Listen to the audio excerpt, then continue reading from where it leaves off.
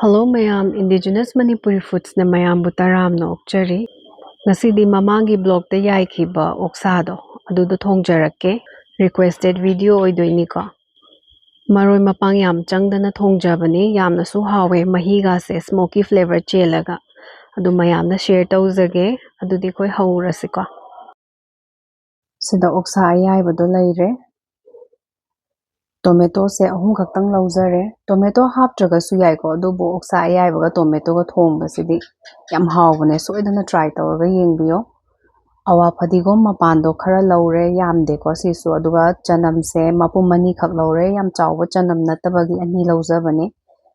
aduga sing leire maroidana si sing se leire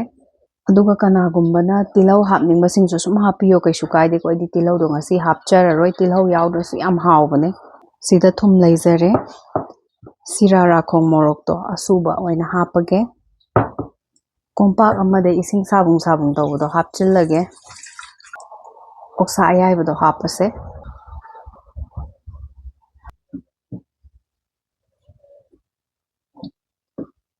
kuina yai thoga thambane ising sabung tawba natragadi mai amotpa hai tare ko yaiba ganda khara maikhu chusinba adudo hekta chatlo yade ba sisini ko ina haisaise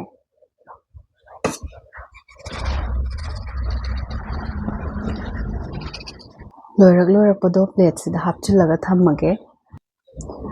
asigi oksa se yaiba matamda ina yumda yaijabane yaibagi maongdo kamaina tawge haibado su mayamna igi channel sida sum yawdona leirabane check tawdriba singda sum tawthokpiyo yam laibane matamju yamna changba nateda sum leiraga charadi yam tangidana ko na yumda semjabane ising asaba amuka laurase second round chamase second round sidi thangna khetrasu yarni mamang chamaduda phajana khetkhrabanina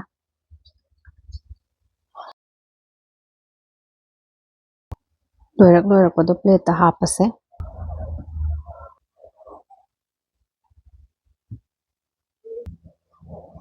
apamba size ka ase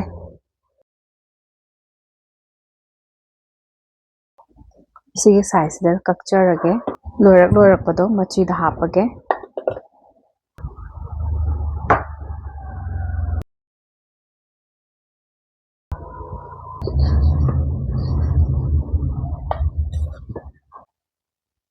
kakpasu loisille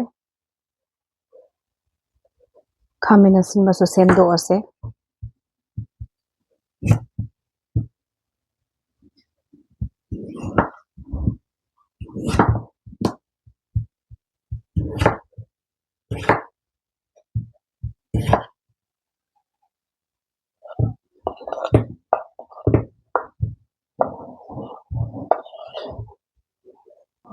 maroi amuk semase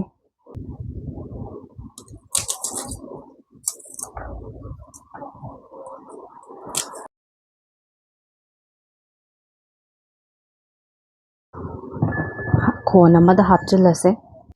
singa chanamgodo pulap sujille ski flame se on tawaba matungda sa se hapchilase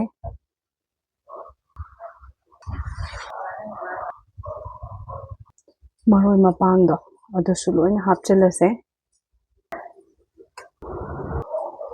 ising su haphorase mahiga chang se check tawbo namtang pokhairaga yengi khara watkidaw male makum kupsillaga saurakpa ngairase haujikti saugalakpasu haurabanina thumse namnaba changda laure aduga morok tusu hapchil haurage thum morok hapkhibage amtang otlaga yenge haujikti makum asum kuppaga sauhallase phana kuire sauraise phajana mundri phawba sum sauhangidoine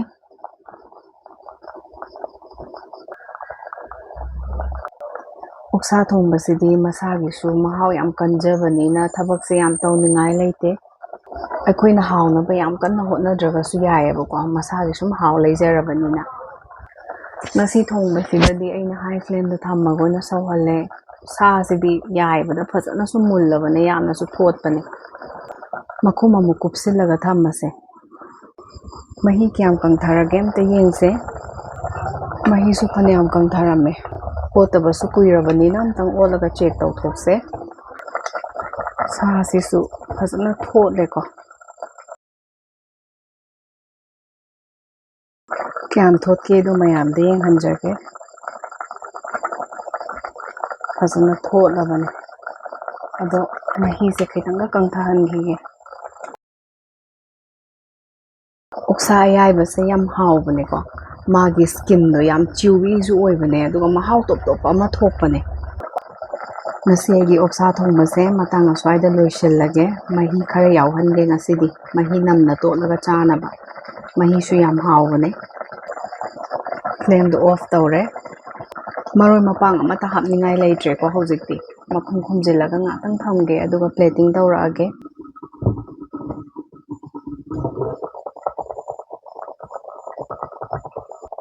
ꯃꯁꯤꯒꯤ ꯔꯦꯁꯤꯄꯤꯁꯦ ꯃꯌꯥꯝ ꯁꯣꯏꯗꯅ try ꯇꯧꯔꯒ ꯌꯦꯡꯕꯤꯌꯣ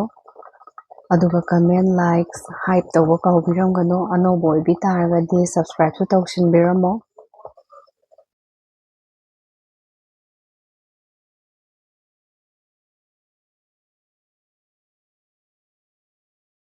ꯉꯁꯤꯒꯤ ꯔꯦꯁꯤꯄꯤꯁꯦ ꯃꯌꯥꯝꯁꯨ try ꯇꯧꯔꯒ ꯌꯦꯡꯕꯤꯌꯨ ꯌꯥꯝꯁꯨ ꯍꯥꯎꯋꯦ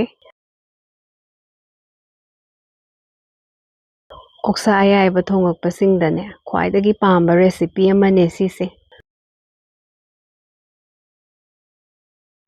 ꯑꯗꯨꯗꯤ ꯃꯊꯪꯒꯤ ꯕ꯭ꯂꯣꯛꯇ ꯎꯅꯔꯁꯦ ꯈꯨꯔꯨꯝꯖꯔꯤ ꯃꯌꯥꯝ